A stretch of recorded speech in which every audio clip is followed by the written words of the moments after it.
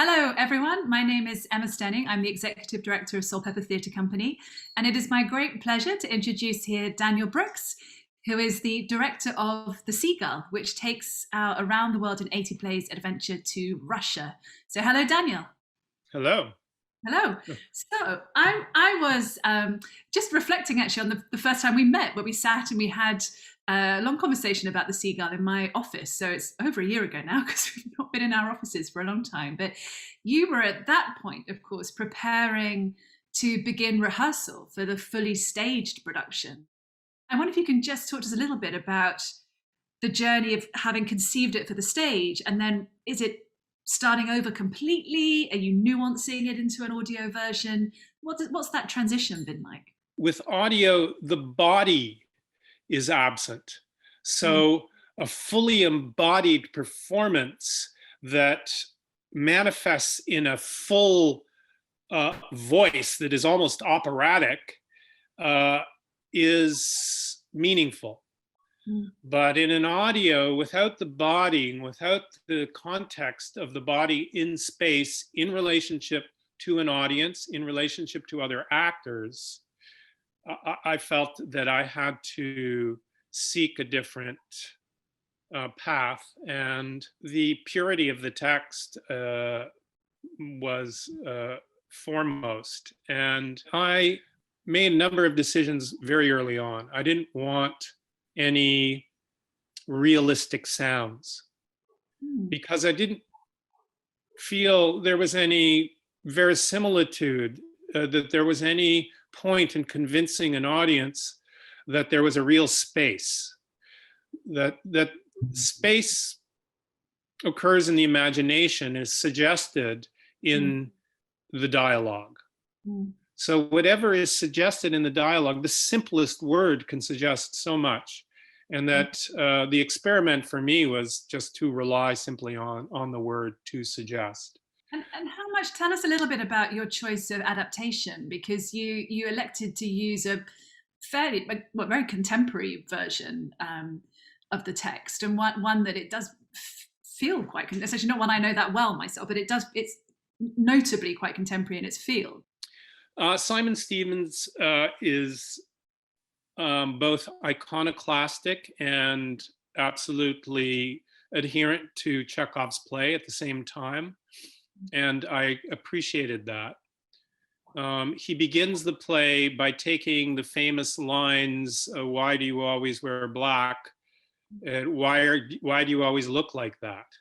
Is the question, rather than why do you always wear black? We don't get the line, I'm in mourning for my life, which is, of course, a famous line.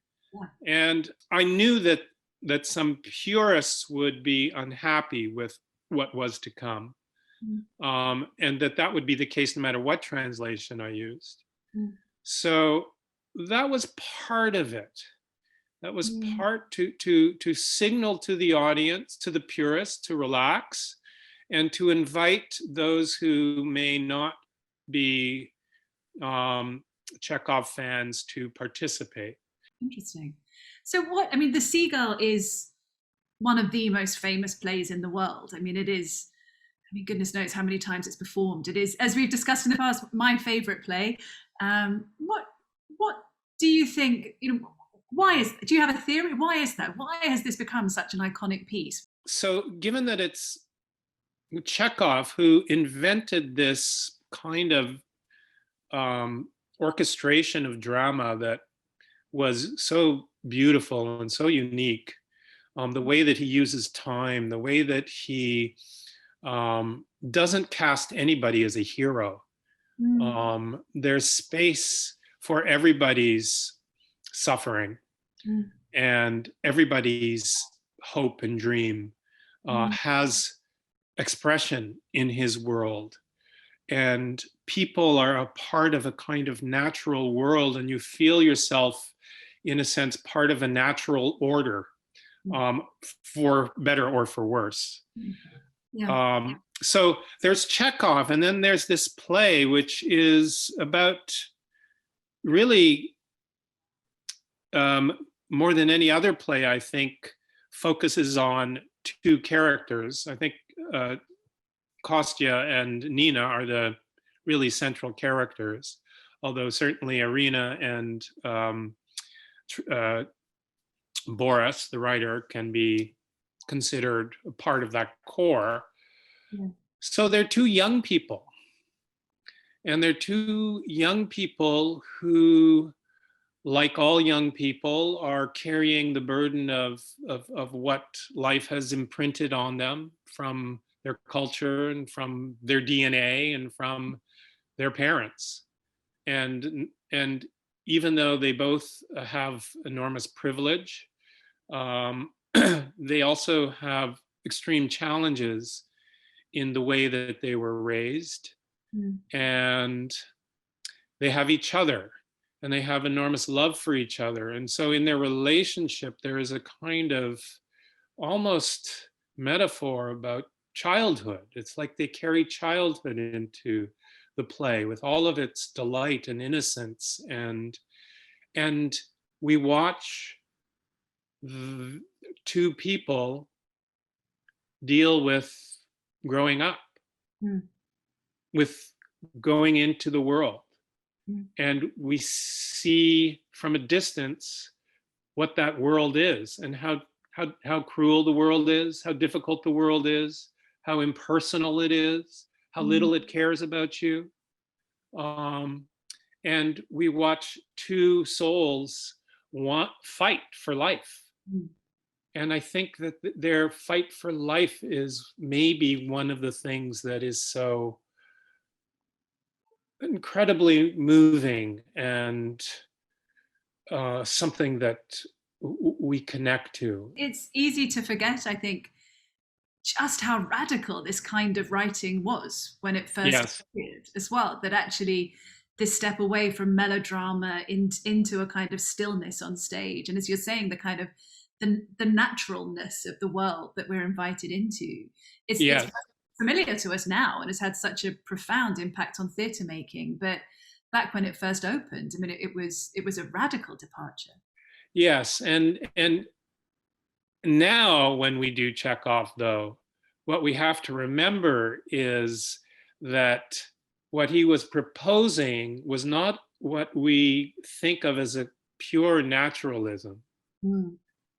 He was very aware of theater as an artificial space.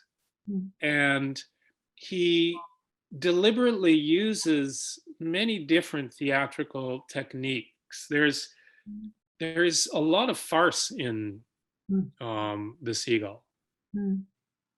So, you know, that the play can take it. I mean, it barely does. It at times it's like in danger of cracking open. But it can take the farce because, in a sense, farce existed and exists as a expression of human interaction.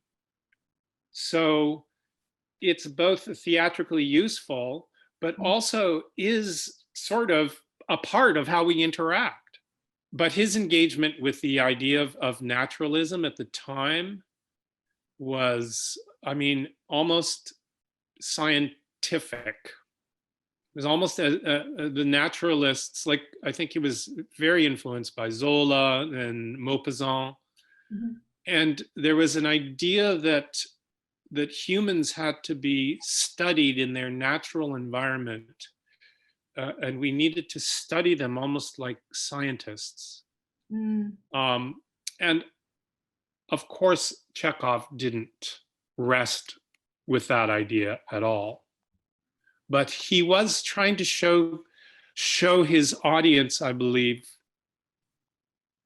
how ridiculous we are, how horribly we behave, how misconstrued our ideas about other people are, how stubborn, how vengeful, how petty, and how stuck. So that's much of his comedy exists there. Yeah. Well, thank you so much, Daniel, for an amazing conversation about the Seagull. And I would just remind our viewers to hear this wonderful production of The Seagull. And for more information about the rest of the Around the World in 80 Plays series, just go to Soulpepper's website at soulpepper.ca. And be sure to tune in to Ideas on CBC Radio to hear a companion documentary that will further explore, go deeper even still into the cultural and historical context for this play.